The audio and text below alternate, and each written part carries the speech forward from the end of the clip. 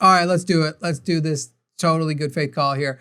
Evan in Canada. Evan, you are on the line with Jimmy and Hey, Forrest. How are you, Evan? I'm good. How are you? Just fine. Go ahead, Evan. Yeah, What point do so, you want to present here? well, the point I want to present, I guess, is, from an outsider looking in for the last 10, 15 years, I guess the thing I want to say is that the left participated in so much cancel culture over the past 10 years. Mm-hmm. And now the tables have turned. But the thing that, I realize I like freedom of speech because we don't have a ton of that in Canada right now with all of our hate speech laws coming out. But I guess the thing I don't really like is that the left is all of a sudden like, whoa, what happened to our freedom of speech when they were the ones attacking it like not even a few years ago. So how was Can the you give left me an attacking it? example? Yeah, specifically, how did the left attack freedom of speech a few years ago? What did it mean when they canceled somebody?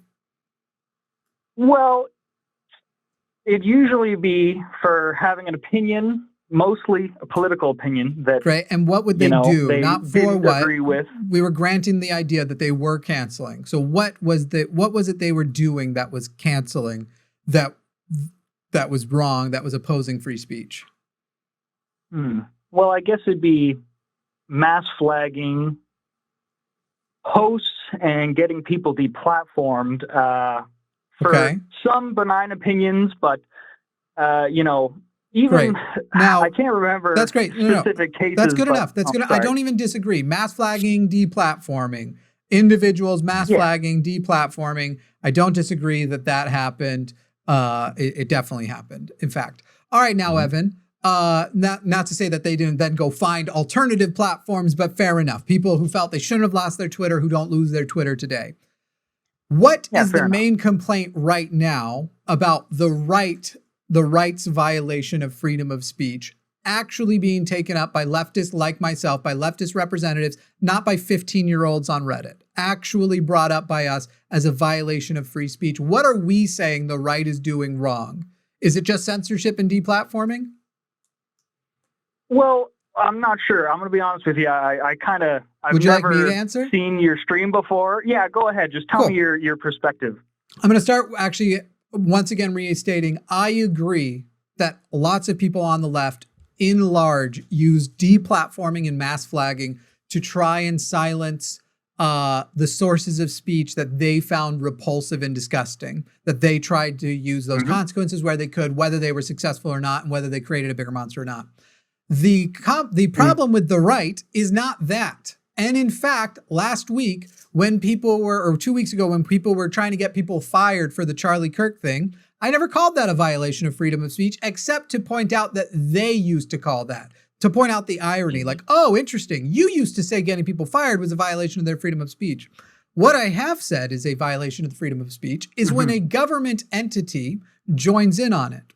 So when Donald Trump, through the FCC, threatens ABC, that would be a violation of free speech. I would even go so far as to say, while it would be harder to make this case in court, it goes beyond, it definitely, I'm trying to think how to do it. It begins to be an infringement on the freedom of speech when the vice president is instructing his political following to try and get people fired for their opinions. Now, if somebody just said, hey, did you hear so-and-so got fired for making fun of Charlie Kirk? And he goes, well, that's the consequences of your action. People have the right to do that. That I would take no qualms with. But when the vice president, specifically people in these political places, are using their political power to try and silence the speech of their opposition, but further than that, trying to condemn their opposition to poverty because they know if you put them in poverty, they will resort to violence at some section and then we can do anything to them. That's what's happened in Gaza. Make the Gazans impoverished, they will resist with violence. And then when they do, we can do anything to them in response because, oh my God, look what they did to us. That's the difference. One is a consequences of actions that were socially reinforced. You can say there was at times government overreach. You can argue like, oh, the government shouldn't have been saying like, hey, you should not promote tweets like this or whatever else. But when the government actually comes with a banning, threat, right? when the government comes with a threat, if you do not do it, that is infringing on your actual right to free speech. Yeah, fair enough. I mean, I agree. You know, as an American or as a Canadian, I don't actually really have a stake in the game personally, but you agree then that they are different. What the left is doing is different than the right, correct? Well, it's a little different. It's a lot different. A lot of people did get fired back then. And how many of those fires happened because the government threatened companies if they didn't fire them for speech? Well, I'm not sure. Not sure. I mean, it's none. Zero. Just what you are describing, Evan, is people experiencing consequences for their actions when they vocalize shitty, hateful rhetoric and they spread shitty, hateful, what I guess you could nicely call opinions, but these aren't like whether or not, you know, black people are intelligent enough to keep up with white people is not just an opinion. It's just stupid racism. And when you have people espousing stupid racist ideology and hate speech and shit, and somebody calls their company and says, hey, this person's representing you, I would fire that person. If I hired somebody and I found out that that person was going around quoting Charlie Kirk or whoever, I would fire that person for being a racist piece of shit. I don't want that racist piece of shit representing me and my brand and my company. What you were describing is capitalism. Okay. That's all this is. I mean, one thing I just want to say though, is I really don't think Charlie Kirk was a racist. Like, okay, except for all the racist shit that he said. Watched a lot of, like what? Like I actually mentioned one a second ago. I kind of referenced it, like when he said that black women don't have the intellectual capacity to keep up with white men, and the only way they're able to be taken seriously is by stealing white people's jobs. Also, I would also, Evan, point out that it's extremely racist to lie about DEI programs, to lie about why we use them, to bring up things and imply that quotas still exist when he knew quotas didn't exist.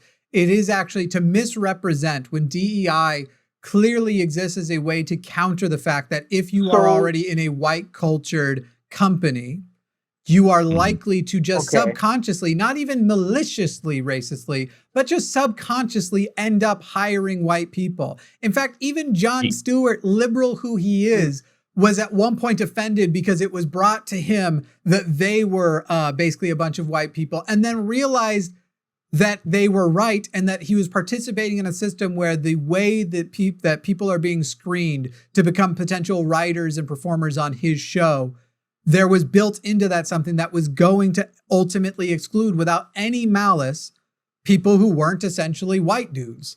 So to lie about them, to say things about quotas, to lie about whether or not the standards of pilots have been lowered to get more black people in, lying about DEI is in and of itself extremely racist. To be racist today there weren't and have any quotas for the airlines? Excuse me?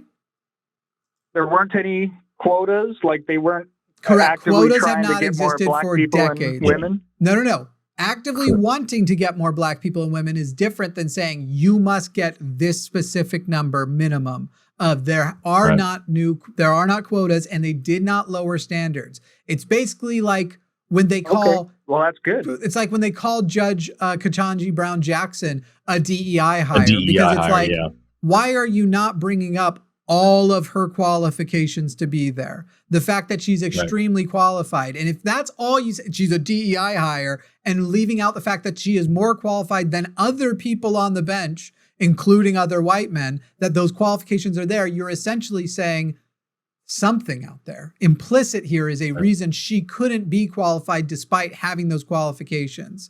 And if you have an answer to that besides the fact that she is black, I'd love to hear it. Who are we talking about? Sorry, my phone. A Supreme Court justice. Supreme Court. Supreme Court Ketanji Brown Jackson. I would love to hear you talk about that, and I would also love for you to answer what I said. You asked, what did he say that was racist? I gave you one example. I've got several more Would love to hear your response. Okay, okay, DEI though, when it comes to, let's say, getting into college, Mm-hmm. does that not effectively lower the average test scores of, No. I guess, black applicants? You are No. correct. You are correct. The test scores do not go down. They did not adjust test scoring to get more black people in. They expanded the incentives to make sure you actually consider. Okay, Evan, you are living under the presumption that there isn't a robust group already of high GPA black people to bring in. The only reason the average GPA is lower, not whether or not those high end exist, is because those communities are underfunded because they're based on property taxes. And it's literally a line all the way back to slavery, to the fact that we made sure they stay poor and in those neighborhoods. So those educational issues that you are anywhere you're even identifying that it could be true aren't the problem of that they did not create those problems. We did. So there has to be a step at every level to try and adjust for that. And I will argue that DEI at that level being done before funding public schools for kids actually is the wrong order to do that, but you still would need to do the DEI too. Which, by the way, Evan, history here in the United States where we ended slavery, but we continued to oppress black people through things like redlining and blockbusting and denying loans and literacy tests and all these other things to keep them oppressed for a long time and make sure that they stayed in poor neighborhoods. And like Jimmy said, we base our education funding off of property taxes. So these poor neighborhoods will get poorer education and will have lower GPA values and will keep these people from being able to pursue higher education and better paying jobs. All of that shit that was supposed to be stopping around the civil rights movement. Charlie Kirk said that the civil rights movement was a terrible mistake and that black people were better off before all that happened in those segregation times, all that stuff, because they committed less crimes and were better under control. So again, he was a fucking racist. Wow. I mean, okay, but so it's not true that black America was actually doing better, say, economically or family ties wise back then? Extremely fucking no. And frankly, I don't care if they lost money by being free. They deserve to be fucking free. The only reason they would have lost money is us, by the way. Like you're describing, like, if you could sit back and be like, was their quality of life better? Was there whatever in these situations, but they had less freedoms? If you're sitting here trying to present a conservative idea of more freedom is better, except for the people we like to subjugate, but some percentage of them we treat real nicely, that's fucking crazy from the onset. But let me ask you this, Evan. Well, okay. Evan, was Kamala Harris qualified? Quickly? She was what's that? Can I just clarify my statement there? I just want to clarify because I feel like it came out wrong and I didn't get the whole thing. It sounded pretty racist. Go ahead. Super racist. All right. Well, okay. So clarify it. They stopped redlining, right? At what time? No. Redlining. There are laws banks against redlining, but redlining still happens. They just have changed the way they still do being it. sued It's for the it. exact same thing you think with Charlie Kirk. He doesn't say down with the blacks, I hate those people. He presents it in a palatable way. But GI bills, education funds, and all those sorts of things are still being disproportionately given out to white people at a higher proportion than black people, even when the black people have the exact same qualifications. So redlining, anti-redlining laws are only in words, but not in spirit. Actually, has it gone away? Is that like per capita though, like per percentage, or like is it still less, like by number, or correct. Is it by percentage? It legitimately does not matter which way you take it. It ends up being in white. Looks like there was a major redlining settlement just last fucking year. Banks are still being sued over this all the time. Wow. Bankers, yeah. That's why we say that there is still systemic racism and we still live in a racist country. The laws may have changed. The motherfuckers in charge did not. I don't doubt there's plenty of racist people. Well, then you would be against Charlie Kirk, who said that systemic racism didn't exist. Evan, I want to ask you, if a person was going to run for president and they had been a senator and they had been an attorney general of a state, would you say that those are qualifications to be president? You don't have to agree with that person, but those are qualifications to be president. Those are definitely some qualifications. Sure. And on if the they other then hand, are also how vice good were president they at that job? Sure. And Right? we'll go with agreed upon by their constituents that they did a good job, that they represented their people. Sure. They had a pretty decent Well, approval that's the rating. thing. So now let's jump as a forward. Democrat, you would elect I'm not a Democrat. someone that you want to represent you. Sure. Well, no, Again, we're not talking about Evan. We're not talking about whether you agree with them or not. Much like we used to do with Supreme Court justices. It used to be a Supreme Court justice was just evaluated on if they're qualified to be there, not if you agree with them, right? So a person who was an attorney general of a state, a person who was a senator, and a person who was a vice president was called by Charlie Kirk an unqualified DEI hire because she was a black woman, as opposed to Donald Trump, who actually has made most of his wealth since becoming president, and his wealth prior to becoming president actually underperformed what just putting it into like an investment fund would have done, and declared from his businesses record levels of bankruptcies. So Donald Trump, who was not a politician, was the qualified candidate, but the person who was a senator, who was an attorney general, who was a vice president, wasn't just someone I disagreed with, was not qualified to be president. I'm fine with the disagreement, not qualified to be president. Give me a good, not racist reason why she's not specifically qualified and is in fact a DEI candidate. Well, I don't really know, to be honest. Like, as a Canadian, I haven't paid too much attention. Well, if you're going to say you don't think Charlie Kirk was racist, you need to know what people who say he was are going to point to. Because when you don't, it sounds like you're not wrong, or rather that you are wrong, and you sound like it's because you're white and you don't see racism amongst other whites because you only understand caricatured racism. Things from like, if they're not in a Klan hood, they're not in the Klan kind of shit. And if you're going to take these stances, I highly recommend you do a better job.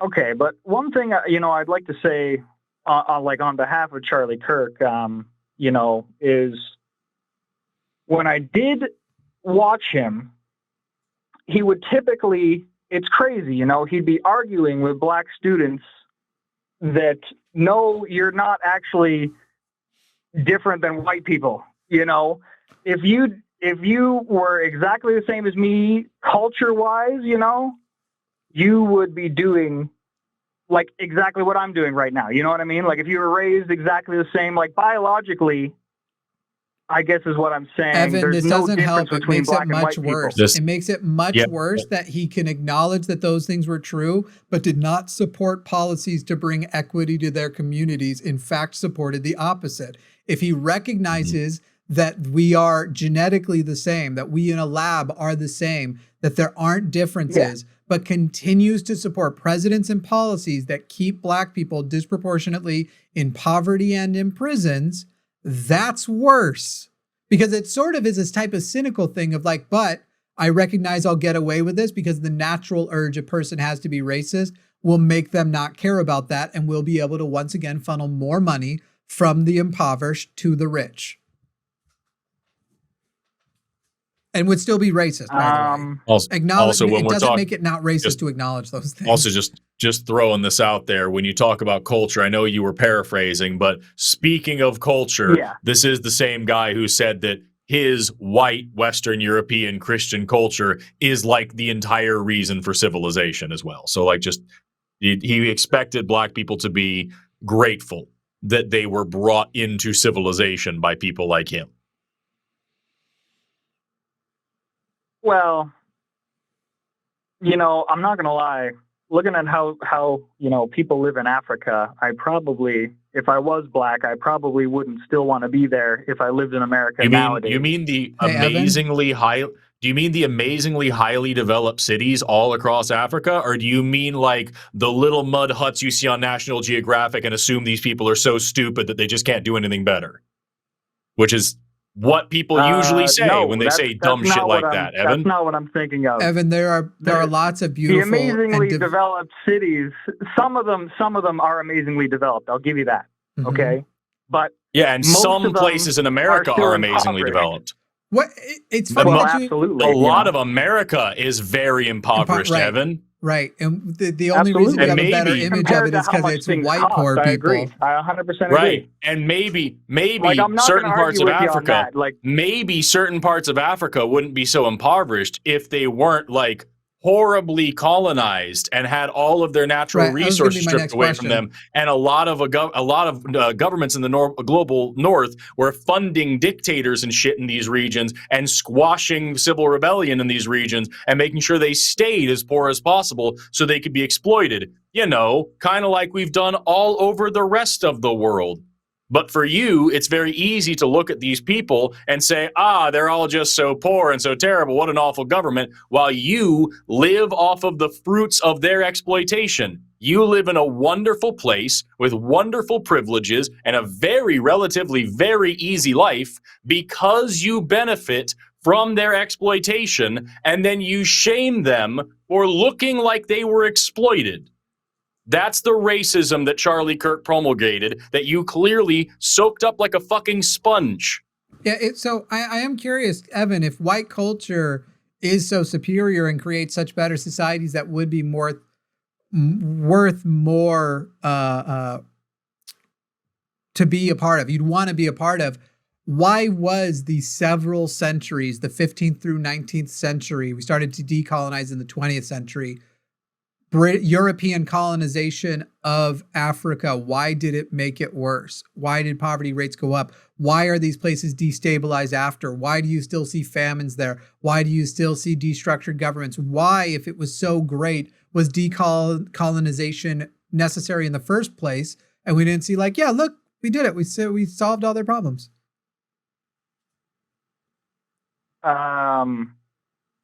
Well, do people in Africa have the same culture?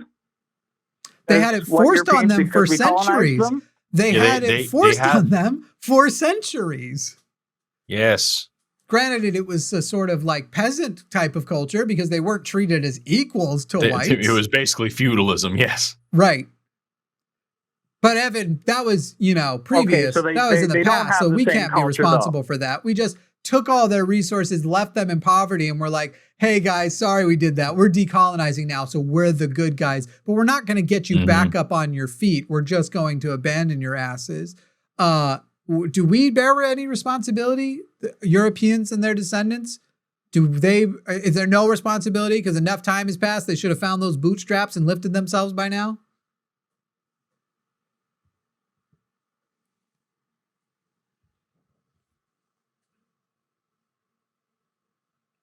Well, this is a pregnant pause.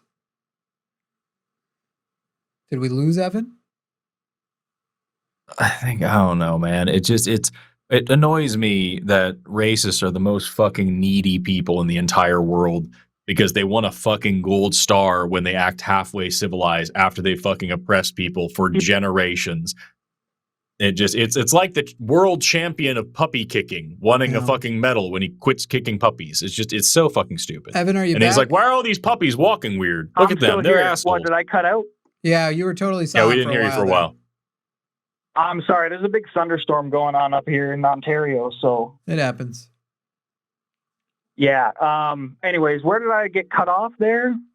You never responded to my thing about the colonization and whether or not there's any responsibility of the people who supposedly decolonized but left these places with tremendous poverty and no solutions to actually joining the modern industrial age.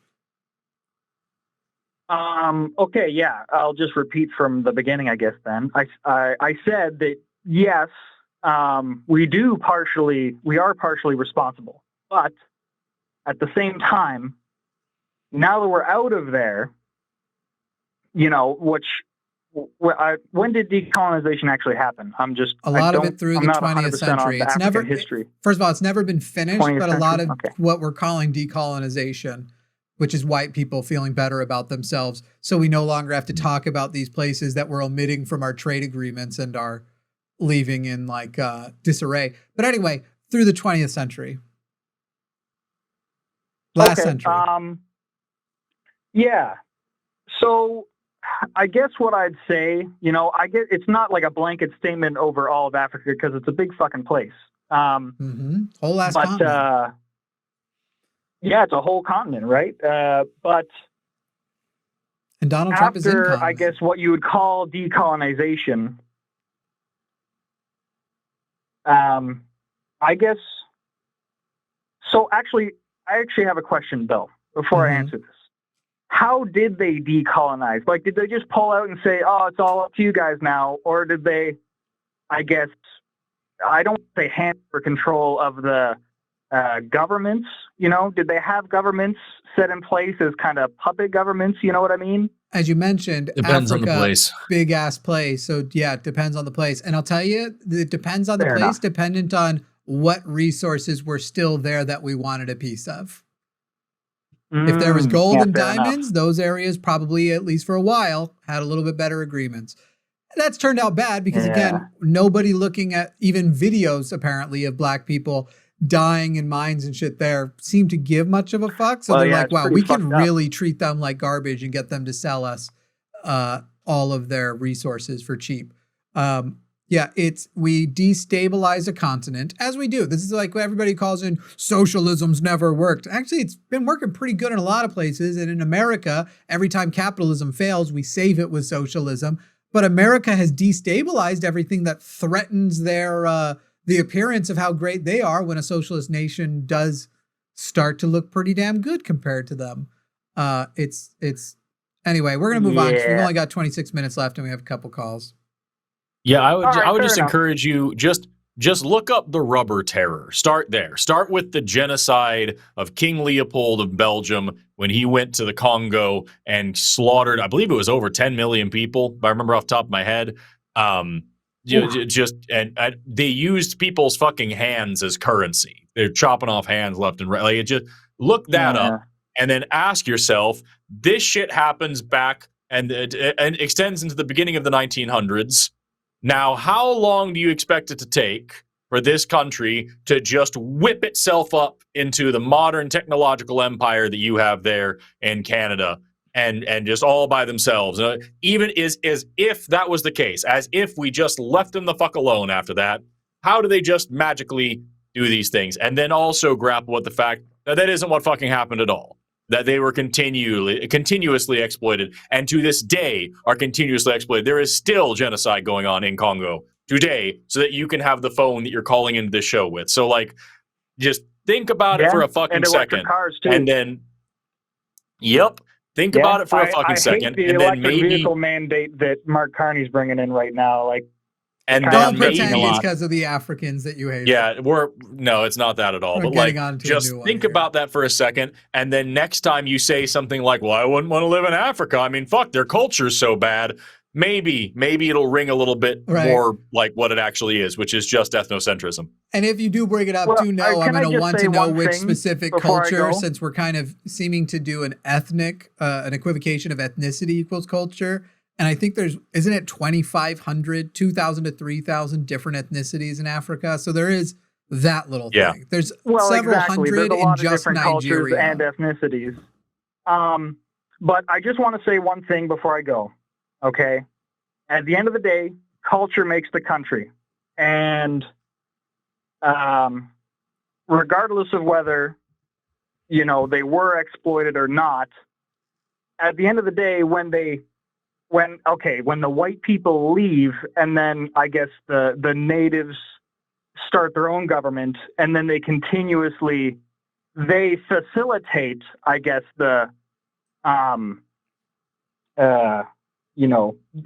using them. You know what I mean? Like when they facilitate that, it's you're sounding off. You know what I mean? You're sounding awfully close to landing somewhere in between. Well, the Africans sold themselves into slavery, so slavery either wasn't that bad or not entirely our fault, and also something very close to great replacement theory shit.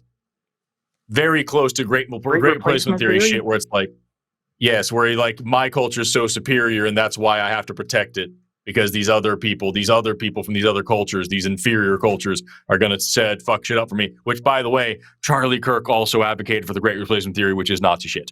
So like you sound like you're right Evan in there. just said, well, they did though to the black people sold themselves, as though if I sell Forrest into slavery, that's white people selling themselves, not me, the person in power on this channel, selling a person who has less power than me slavery and Evan, you say like absolutely is very laughable. People in power it's like the whole black on black sold crime Africans into who didn't have power, exploited the powerless Africans. So for the record, those guys are just as shitty and evil as the American cultural slavery. But that doesn't mean Africans are just as shitty as evil, because they weren't selling literally themselves. The people with the power to sell slaves did it. And it's kind of another problem with capitalism. It leads to slavery.